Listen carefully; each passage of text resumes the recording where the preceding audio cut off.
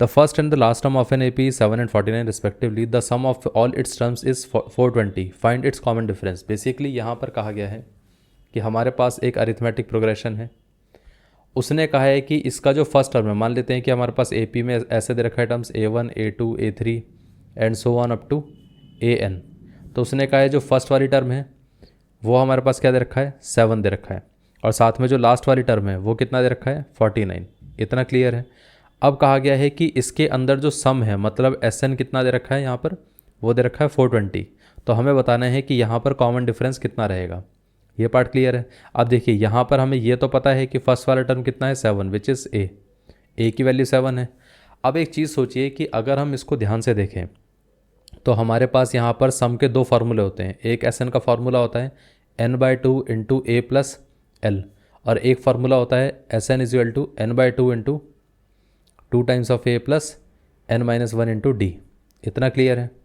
अगर हम इस वाले फार्मूले को अप्लाई करते हैं तो होगा क्या कि यहाँ पर SN की वैल्यू हमारे पास है विच इज़ 420, और साथ में N की वैल्यू हमारे पास नहीं है तो n/2 आ जाएगा। A की वैल्यू कितनी है, 7, प्लस L की वैल्यू मतलब लास्ट वाले टर्म की वैल्यू कितनी है, 49। अब इससे बेनिफिट क्या होगा कि इस पूरी इक्वेशन के अंदर सिर्फ एक ही अननोन क्वांटिटी है which is 7, which is N। तो यहाँ पर N की ही हमें वैल्यू निकालनी है, तो वो हम क्या करेंगे कि यहाँ से निकाल सकते हैं। ये पार्ट क्लियर है। अब देखिए करना क्या पड़ेगा, बस इसको पहले इससे मल्टीप्लाई कर देते हैं तो ये आ जाएगा 840 इज इक्वल टू कितना आ जाएगा, N इंटू, और यहाँ पर इन दोनों का एडिशन कितना आएगा, ये आ जाएगा हमारे पास 56। इतना क्लियर है। अब इसको हम 7 से कैंसिल आउट कर सकते हैं, तो यहाँ पर अगर हम 7 से कैंसिल आउट करेंगे तो कितना आ जाएगा, ये आ जाएगा 12। इतना क्लियर है।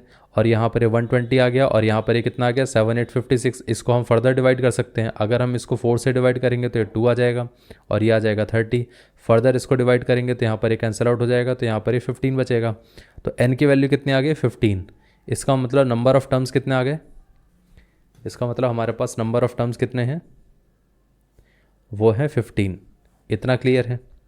अब क्या होगा कि यहाँ पर अगर हम ध्यान से देखें तो an की वैल्यू कितनी दे रखी है, 49, और an का फॉर्मूला क्या होता है, वो होता है A plus n-1 into D is equal to कितना आ गया, 49।